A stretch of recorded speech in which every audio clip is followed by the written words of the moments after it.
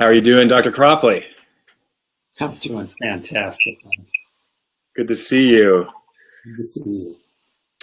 Well, I'm Dr. Ben Reeves, a member of the Naturopathic Medicine Institute, or NMI, and I'm working toward my Vitalist Fellow Track certification. And the NMI envisions a world where enjoying optimal health allows people to reach their highest potential for inspired creativity. It asserts that the highest ideal in healthcare must act in concert with the healing power of nature. And today we have NMI associate Dr. Charlie Cropley joining us to talk about the naturopathic model of toxemia. But before we get to our discussion, Dr. Cropley, would you please tell us a little bit about yourself? All right. Let's see. I graduated National College in 1979. When I entered the college, our graduating class was 2 students. The profession was all but dead at that time. I came to Colorado upon graduation and have practiced. I began as an eclectic naturopathic physician doing primary care. Over time, I have gradually moved to emphasize education more and more and more because I found it the most powerful clinical tool that I have. And now I do largely entirely education, training people to eat, to move, to think, and to relate in ways that are in harmony with nature and that are wholesome. And my real specialty now, when people try to change their self-harming behaviors, they face formidable challenges. And so my work now is the work of, you could call it self-mastery or self-control, which is teaching people how to be able to change deep-seated self-harming habits. And the magic that does it is kindness. And kindness, incidentally, is the number one, it is the universal healer. And in our naturopathic philosophy, according to Lindlar and according to, if you just pay attention, the roots of sickness are ignorance and indifference. Ignorance being ignorance is the absence of, say, understanding, wisdom, how to live in harmony with nature's laws. And what dispels indifference is kindness or is love. And so for healing, what really needs to be healed is us, the human being themselves, and their self-harming actions. And that is healed by the power of kindness and teaching people to truly learn to love themselves as they are and to love themselves while they are overeating, slouching, criticizing themselves, and to learn to bring kindness into those behaviors to heal them. Wow, I feel inspired by what you just said. So what exactly is this model of toxemia? Okay, all right. This is great. This was taught to me by my mentor, whose name is Henry Beeler. He was a medical doctor who passed on in 1977 while I was still in naturopathic school. And Beeler has written several books. And his first one was called Food is Your Best Medicine. I recommend it to everybody. Today, it was written in 1966, I think. That for me has provided the understanding for all of my clinical work. And what he does is, Beeler did nothing but nutrition. And I believe that in my experience, I've never seen a more competent clinical nutritionist than Henry Beeler. He designed individualized eating regimens for every person. And he worked he was a naturopath in spirit. He understood the processes of illness and the processes of healing. So toxemia goes like this. Toxemia is a term, an old term, that means poisons in the blood.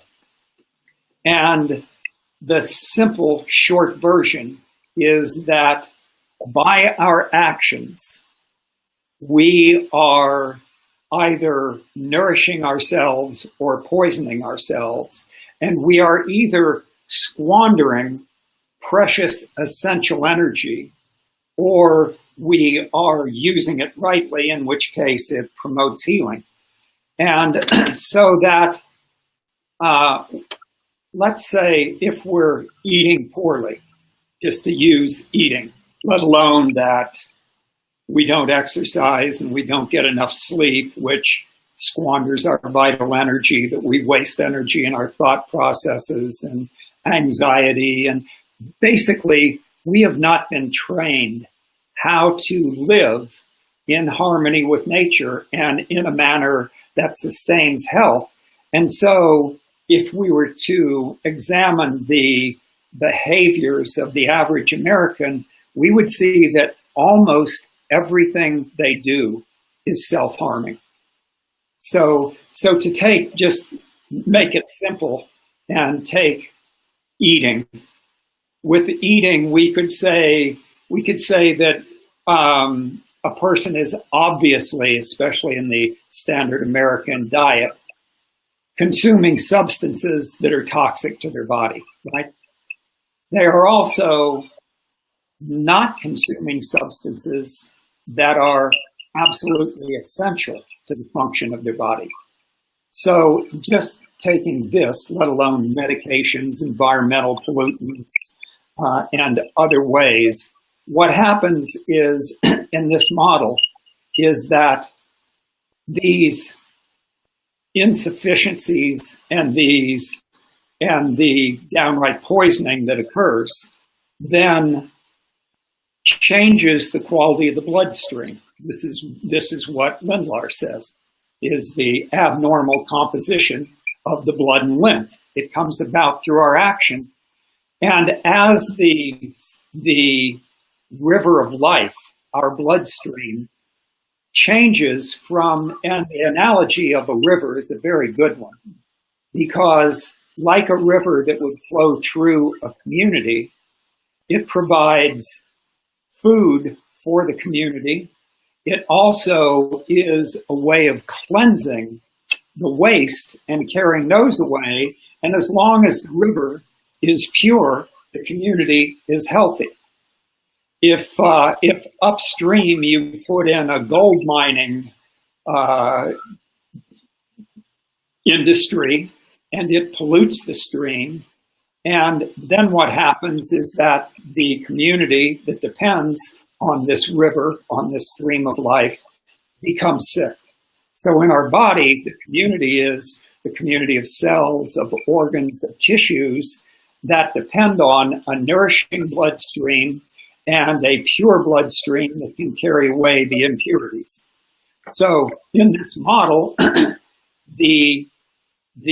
long as the bloodstream is healthy, we are healthy. As it becomes toxic, as we develop into a situation of toxemia, then the weakest cells of the body, the genetically weakest ones, or the ones that are specifically injured by the deficiencies or the excesses, become sick. Now, in this model, the body, being self-purifying, purifies the bloodstream regularly and replenishes nutrients to the bloodstream regularly. The nutrients being replenished through the digestive tract, poisons being eliminated by 4 avenues. One of them, the first avenue, you could say, is the bowel, where we eliminate poisons.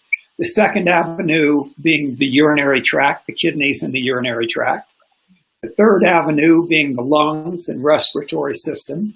And the fourth avenue of elimination being the skin. So in the model of toxemia, when the community of cells is being endangered and harm is coming, the body, in her wisdom and caring for every aspect, every tissue in her, then initiates a self-healing process. And this self-healing process is acute illness. And so acute illness is always a crisis of elimination, or you could say elimination and rest.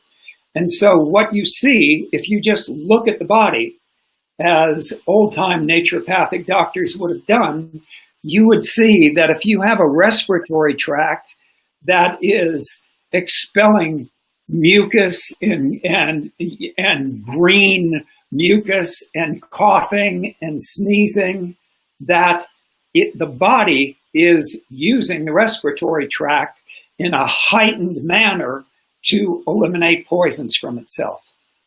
You could say the same thing with the skin, a fever being an example, elimination through pimples, through various rashes, through any number of ways that this is happening. So the skin eruptive type of illnesses like chickenpox and measles and such things being acute examples of this.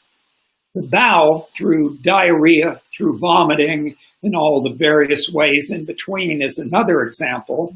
And then you have the urinary tract where you get stinging, burning, odorous urine and changes in the composition of the urine that takes place. So then now the difference here, love it, between naturopathic medicine and conventional medicine is naturopathic medicine goes, this is an absolutely wise activity that is taking place. The body, in her self-healing wisdom, is attempting to purify and rest herself of these poisons. And the response to this that a naturopathic physician does is go, great, we're going to give you, if you have a fever, a wet sheet treatment. We are going to perhaps cleanse your bowel with an enema or whatever we do.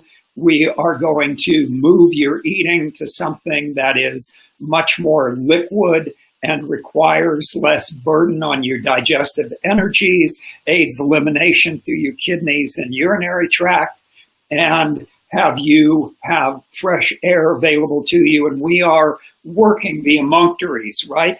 Because this is the time the body is eliminating. We are helping it to do it and using that with herbal medicines, with homeopathic medicines, with supplementation, with whatever aids this process, right? But there is a foundation to this that Beeler had his hands on and that NDs have known. And I think I'll come back to that because that has to do primarily in his case with feeding of the patient. Now, so a naturopathic doctor views this as welcome and treats it in the manner I've said, which is helping the body to eliminate its poisons. This is the exact opposite of what medicine does, right?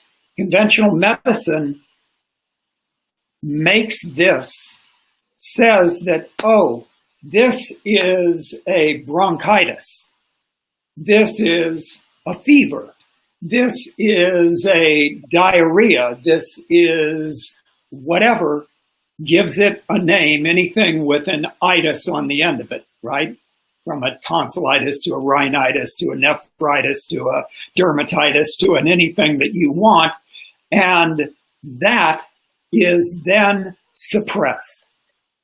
In whatever way you can block those symptoms, that is what medicine does. Naturopathic medicine being very close to the complete opposite, helping the body to do the self-purifying work that she is trying to do.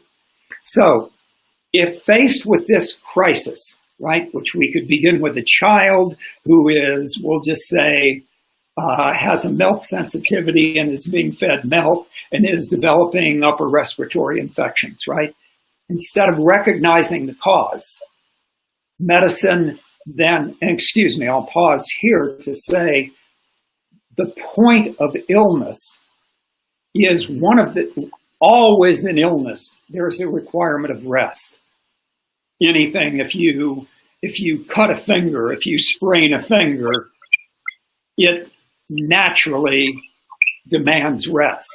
And so it is with the whole system. So in resting, and I'll come back now to the feeding part of this, In resting, we are given the opportunity of solitude. And naturally, when we're sick, we would go, how did I become sick? Well, naturopathic medicine provides direction for that inquiry, where it says, I tell all my patients, when you're sick, what is your body asking of you in your ways of eating, in your ways of movement and rest, in your psycho-spiritual stress, and in the stress or difficulties that you are facing in your relationships and work. If this is a message to you about the intelligence and the kindness with which you are performing these actions, what is your body asking of you here? This then becomes the real healing.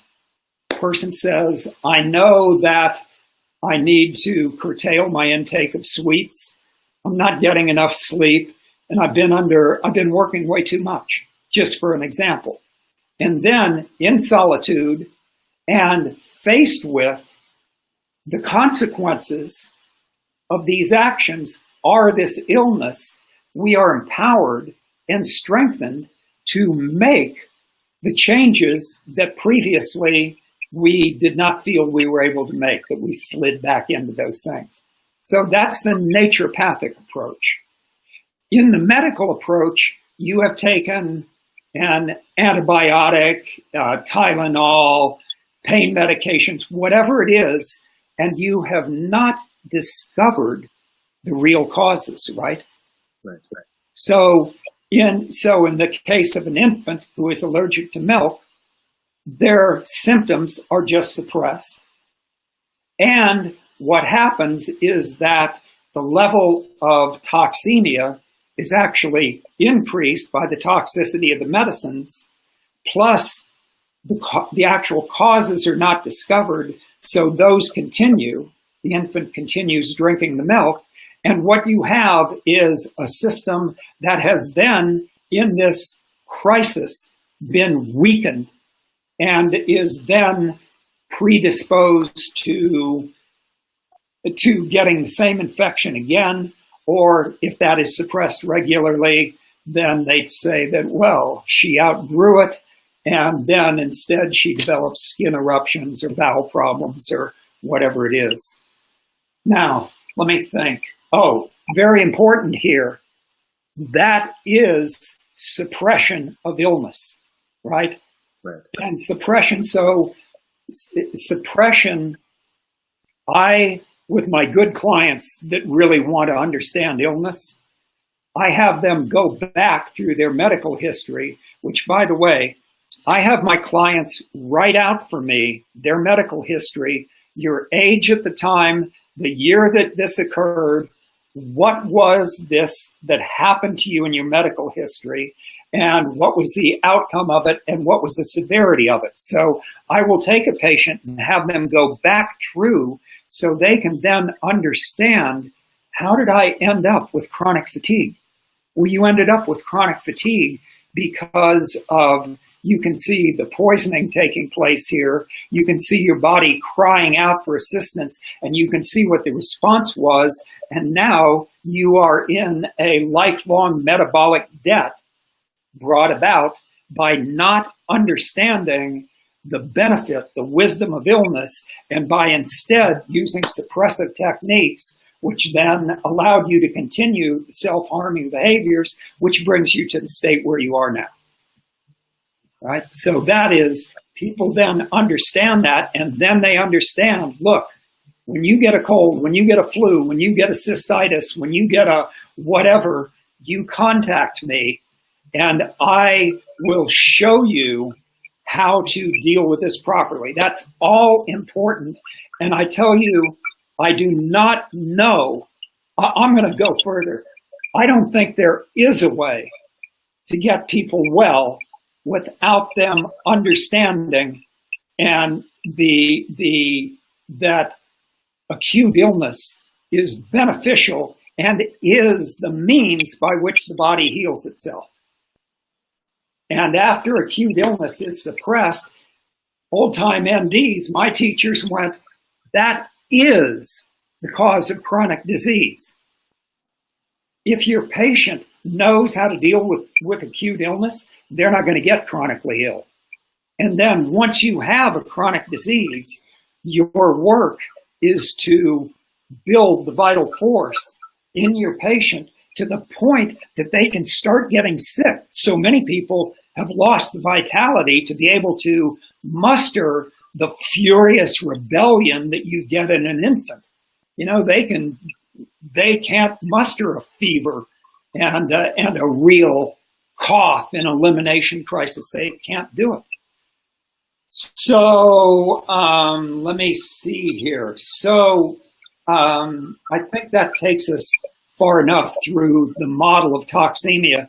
There's lots more to say, but I'd like to pause and give you an opportunity to guide this in any way you want to. Yeah, Dr. Cropley, could you just explain what, you mentioned emunctories. Could you just define what an emunctory is for people who don't know? Yeah, the emunctories are the organs of elimination. So again, the bowel, the urine, the skin, and the respiratory tract. Great. Yeah. And why is it that you think that this was never taught in school, or why wasn't this? Why don't we learn this in school? Well, the reason is because there's nobody there that knows it, right? The people making decisions. I mean, that could be the only reason, because obviously, if you were in school and a teacher, you would go, you absolutely have to know. If you don't know this, you don't know naturopathic medicine. You're not practicing naturopathic medicine. Naturopathic medicine is following the laws of nature. This is the way a body works. And so that is the reason. And when I went to school knowing this. And so then I would sit in school and go, I would regularly wonder why or how the other students in the school are gaining an understanding of how to practice medicine or naturopathic medicine. And in fact, they were not. And as Jared Zeff has said many times, I graduated, I got out, I didn't feel capable of dealing with the illnesses that a primary care physician faces on a regular basis. I didn't know the power of this medicine at all, and he did not know it until he met Dr. Harold Dick, who taught him this. And then he understood and began to apply the clinical tools and found, it really, in a way, our tools can seem pretty simple, which is really a compliment to say something simple. I love it. But it's the whole power of nature that heals. And we know that. So we're like, it isn't my tools that are doing the healing. It's like my tools don't grow plants. Nature grows plants. And I've got all that power, the power of springtime and rain and sunlight. And all this has got my back when I'm in the garden. And it's the same thing when you're with a patient. You do a cold sheet wrap or you give herbs, but you give them to a dead person and isn't going to do anything, right?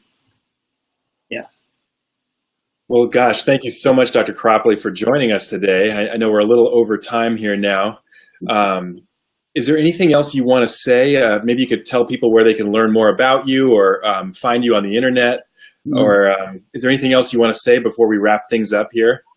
Well, if you want to find me, you can go to my website, which is charliecropley.com. And in closing, I would say have barely even begun this. And in Beeler's book, he speaks of the barriers of the intestines, the liver, then to the bloodstream, and then changes in the endocrine system. And that model I could talk about another time. that has proven true to me since the beginning of my career and is how I work my clinical path. So yeah, that's a little in closing. And also is, how cool is it that we now have the Naturopathic Medicine Institute and that we're teaching this to doctors. I love it. It's so inspiring. Well, hopefully we can do this again, because I can tell we just barely scratched the surface here, and I can tell there's so much for me to learn from you. So thank you so much. Ben, I want to add something in that is valuable. Two things. I'm going to be teaching offering an online support group called Physician Heal Thyself. It is for ND students and NDs to have support and accountability for living, eating, moving, thinking, relating well amid our busy schedules, and also something that we can use for our clients. That's a great way to study with me. And the other is that I offer 1-week preceptor programs where people actually come live with me, and because my living is my medicine. So I teach them, they live with me and learn the medicine that way. So that's important for people too. That sounds amazing. Oh my God. Yeah. Wow. Well, thank you so much for taking time out of your day to join us. If you want to learn more about how to become an associate of the Institute, go on over to naturopathicmedicineinstitute.org and watch for our upcoming conferences and events. And you can get in touch with us at naturopathicmedicineinstitute.org/contact. And at the Naturopathic Medicine Institute, the laws of cure are seen to be immutable, and the healing power of nature is acknowledged, discussed, unpacked, and celebrated. Thank you so much. You bet, Ben. Thanks so much. Thank you, Dr. Cropley. Have a great day.